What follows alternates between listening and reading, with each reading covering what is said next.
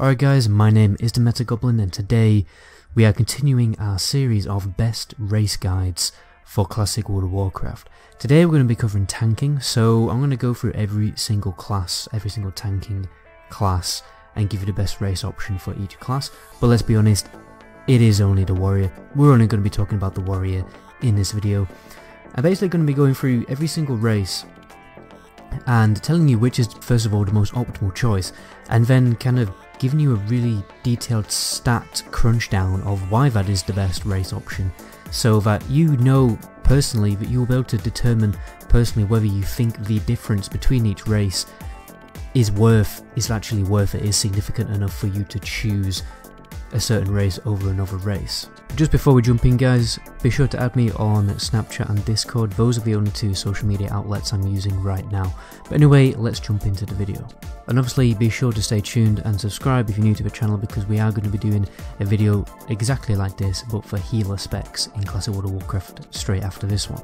But anyway, let's properly jump in now. So we're going to run through Alliance first. For Alliance you only have two options really, only two races provide any significant defense boost, defense advantage to your game, and that is Dwarf and Night Elf. The most optimal choice is Night Elf, okay? I'll tell you why Dwarf isn't so good.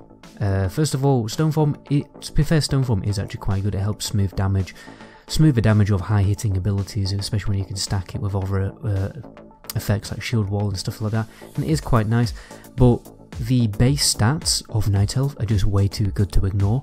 So let me give you some perspective on this. You may just think, oh, Night Elf only have 1% increased dodge. They actually don't. They have about 2.5%. So if you look at the starting stats of Dwarf compared to Night Elf, I've got them written down here. Dwarf has 3.94, so 4% dodge chance, 34 armor points, and 16 agility. That is their starting stats, whereas Night Elf have 7.25 dodge, 57 armor, and 25 agility. So the reason why I put agility in there is because it is actually a very significant defensive stat. You know, it increases your armor and increases your dodge chance, and it's very good. And this advantage that Night Elf have over Dwarf, it is simply just too good to ignore. This is going to smooth damage just much more effectively than a 3-minute cooldown ability, unfortunately. Night Elf is definitely the better option, and the reason why is just simply because of that dodge chance. Dodge chance is a seriously good stat in the game, and it's actually quite hard to come by on pieces of gear, and it's very good because basically you're going to get a higher avoidance chance. Avoidance chance is basically your miss chance, parry chance, dodge chance, block chance, and everything just kind of combined into one. You're going to get a very good avoidance chance. You know, you're going to be going over 30% very quickly if you play Night Elf, which means like 30% of the attacks on you are just going to be completely damage negated, and they're not going to do any damage on you at all.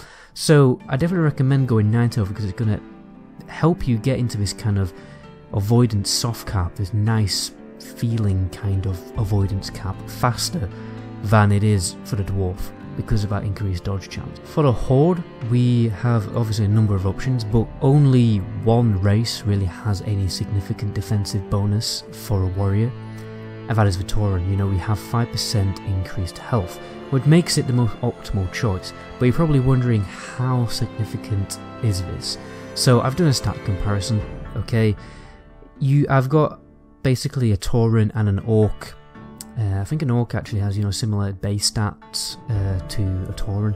So basically, a Tauren in, I wouldn't say pre-bis gear, pre-bis raid gear. I've decked them out in the tier 0.5 gear, the dungeon set. It's called the Valor set. So I've decked them out in the Valor set, and I've compared the health stat. A Tauren have 4,135 hit points, whereas Orc have 3,939, which makes a difference of 196, so a difference of 200 health. So yeah, I mean, that's kind of decent. I will leave it for you to decide really what you want to do with that. I've also made a calculation of what is it going to be like when you're decked out in full Nax gear. I basically picked a random video on YouTube. I looked at the amount of health that a full prot warrior has. And he wasn't necessarily fully geared, he was progressing through Nax Ramas. He had 8,029 health, and then we calculated 5% of that. This is from a human. He was a human warrior, so we can very easily calculate the advantage of the endurance passive. Basically, it calculated 5% of 8,000 health is about 400 health. So when you're decked out in full gear, you're probably looking at a 400 to 500 hit point advantage over other races if you play Tauren. So you can decide whether that is significant enough. At the end of the day, every single melee hit in raids hits for about 600 damage. So it probably will help. Smooth out the damage from boss fights a lot better with that enhanced health, because essentially if you compare it to other races, you're getting that melee hit tapped on you, and you've got like basically an extra melee hit in the bag. So it is quite, at the end of the day, vanilla stats are all crunched down, so you do feel these differences quite a lot, and it is quite an advantage, personally, in my opinion. But at the end of the day, it is up to you to decide whether you think it's a significant enough advantage enough for you to decide to pick Tauren over Orc. And I'm gonna stop talking now because I'm probably absolutely going mental with the way things I'm saying right now. I've like lost all control of my voice for some reason. But anyway, on the video, this is what happens when you speak for like 3 minutes straight. Basically, on the screen right now, you're probably going to see a very similar video to this one, and be sure to check it out. I'm literally like properly lost the will to speak for some reason. I'm just going to really end the video here now. My name is Goblin. To my next video, ciao.